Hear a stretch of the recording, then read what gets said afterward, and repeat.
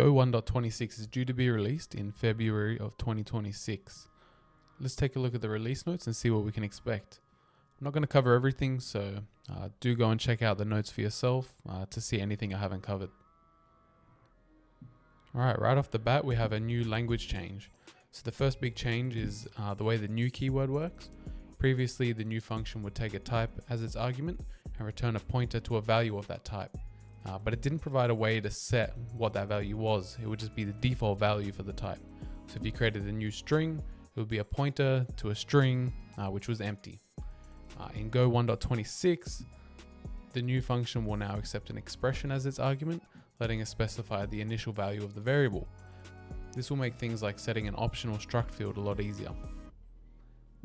Here we can see if we want to specify the name of a new user, we have to declare the name separately so we're able to get a pointer to it. In Go 1.26, we'll simply use the new function to achieve the same thing. Next are two changes to the profiling tool Pprof. If you've ever used Pprof before, you'll know how awesome the flamegraph is for finding memory leaks and poor performing functions. If so, you'll be happy to know that the flamegraph is now the default view for Pprof instead of the call graph view. The next Pprof change is an experimental profile type called GoRoutineLeak, which allows the runtime to identify and report on any Go routines that are being blocked by Go's concurrency primitives. If we take a look at the playground link from the release notes, we can see we're executing this simple leak function. Taking a look at the simple leak, we see it spins up a new Go routine which is trying to send 0 on an unbuffered channel. Since there is no other Go routine to receive from the channel, it waits indefinitely.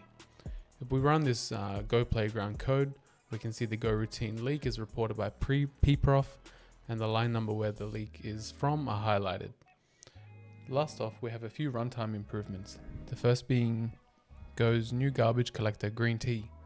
Green Tea was an experimental feature in Go 1.25 and going forward from 1.26 will be the default garbage collector. We can expect about a 10 to 40% reduction in GC overhead for applications relying heavily on the garbage collector. Second, Go 1.26 improves the overhead of CGO calls by about 30%. This is a huge win if your application relies heavily on libraries such as SQLite, STL, OpenGL, things like that. All you need to do is update to 1.26 to receive the improvements.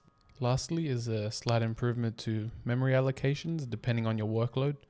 The Go team expects about a 1% improvement in production workloads that use the allocator heavily. It doesn't sound like a lot, but if you're using Go a lot in production and you're spending millions of dollars, 1% can make a huge difference. That's it for the Go 1.26 patch notes. If you found this summary helpful, please leave a like to help the channel out, and I hope you have a good rest of your day.